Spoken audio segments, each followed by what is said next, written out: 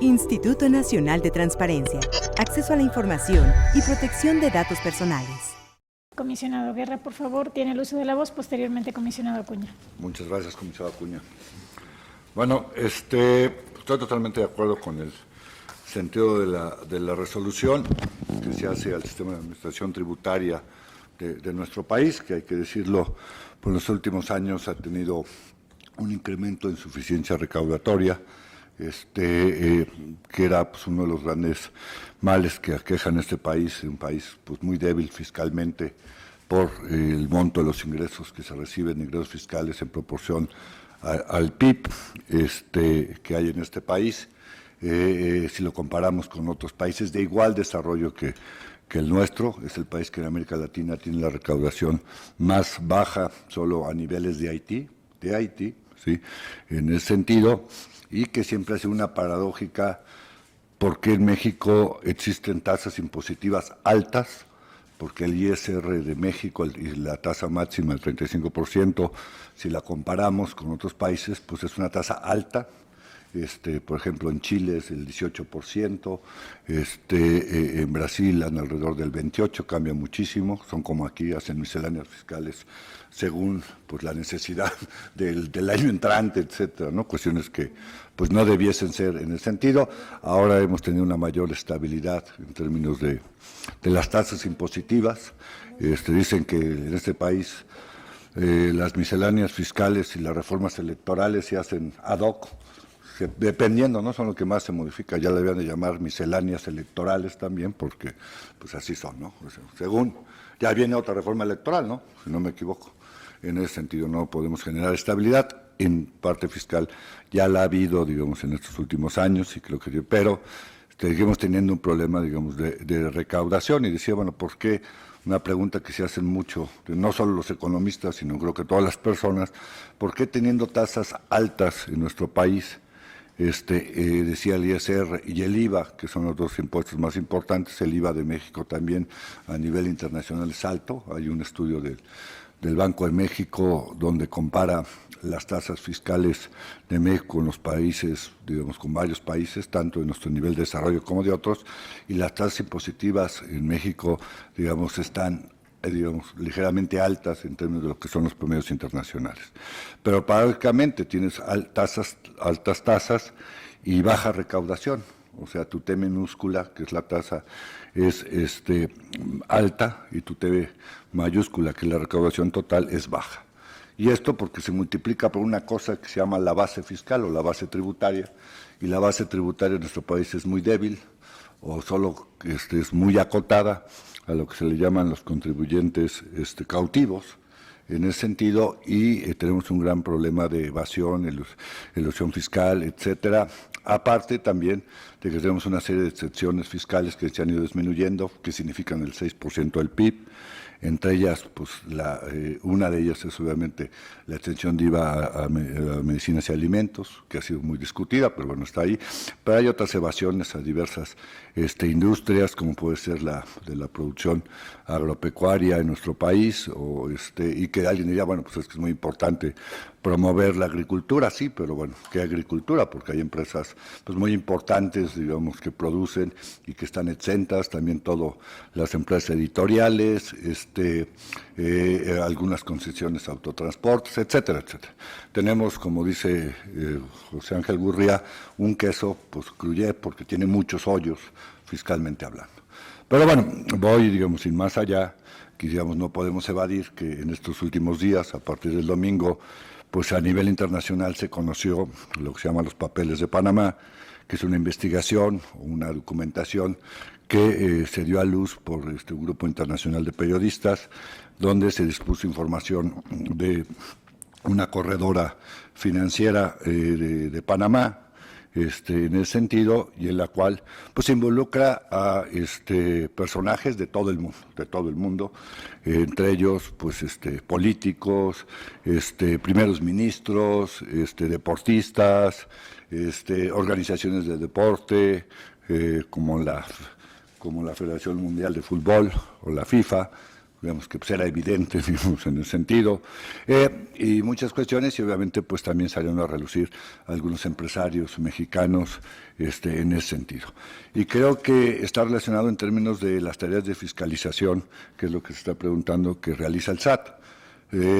Por ejemplo, me preguntan, bueno, y ustedes como Instituto de Transparencia, bueno, este es un asunto, digamos que sí es un acceso a la información, pero bueno, y ya está, creo que pues, retomado el asunto por quien debe ser, que es el SAT. ¿Por qué? Bueno, primero, en el mundo todavía no está prohibido tener dinero. Dos, en el mundo tampoco, en nuestro país está prohibido hacer inversiones en otras partes del mundo.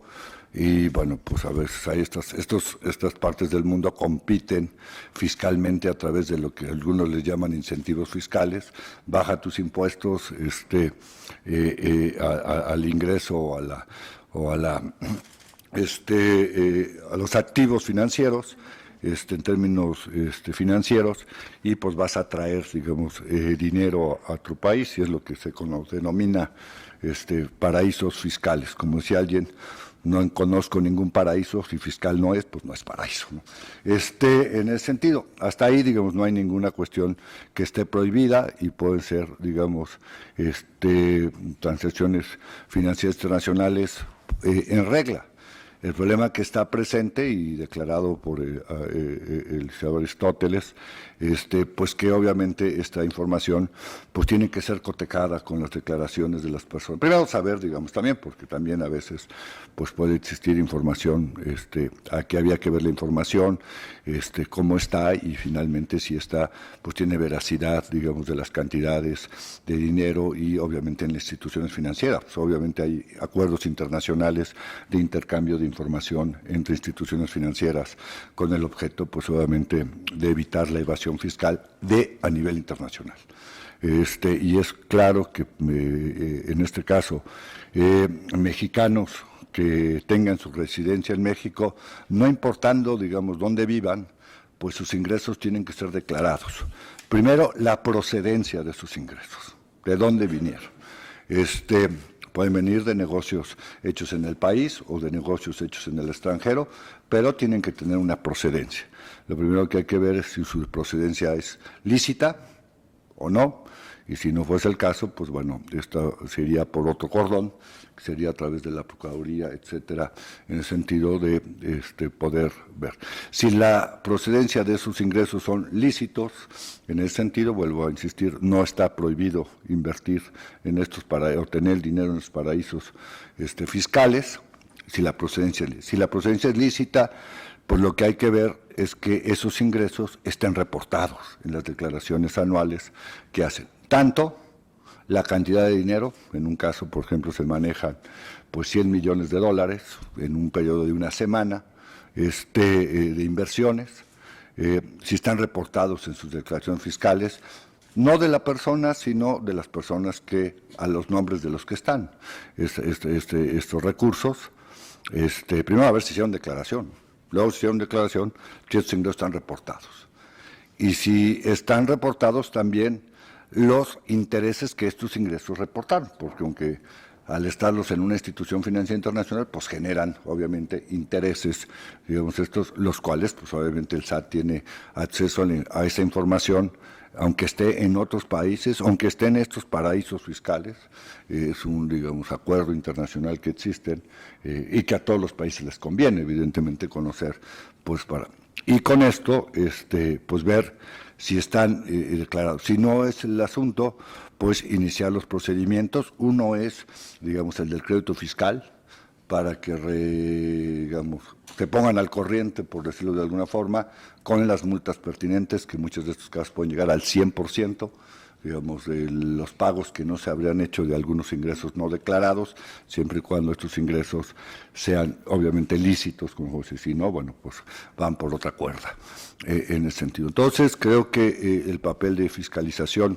es muy importante, que los ciudadanos se preocupen por estas cuestiones, porque, bueno, pues aunque tuviéramos ingresos muy fuertes, pues de todos modos sería preocupante, pero si más en un país que tiene una anemia fiscal y que en los próximos años pues continuará, hemos escuchado ya al secretario de Hacienda, donde ha adelantado ya un nuevo recorte a las finanzas en lo que se le llama La Secretaría de Hacienda tiene que entregar al Congreso en septiembre los criterios, digamos, de política económica.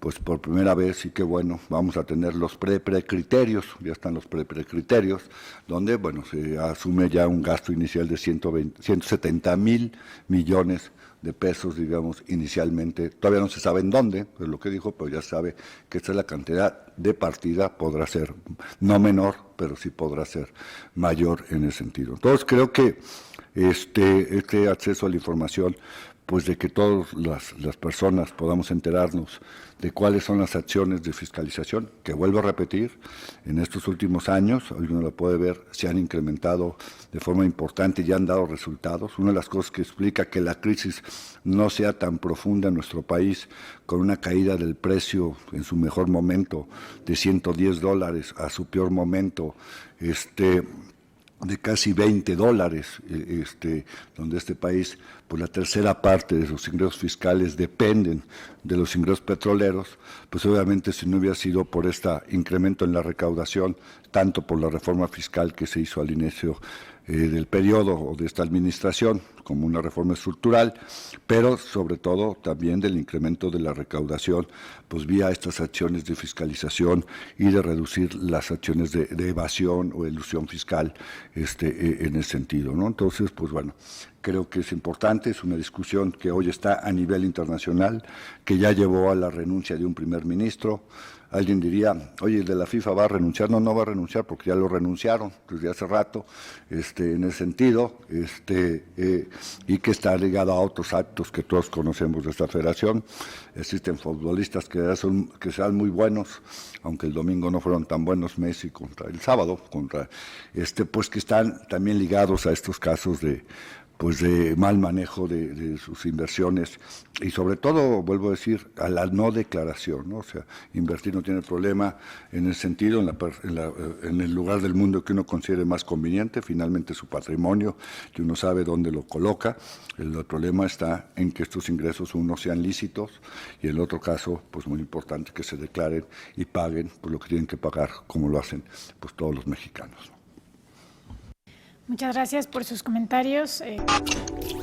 Instituto Nacional de Transparencia, Acceso a la Información y Protección de Datos Personales.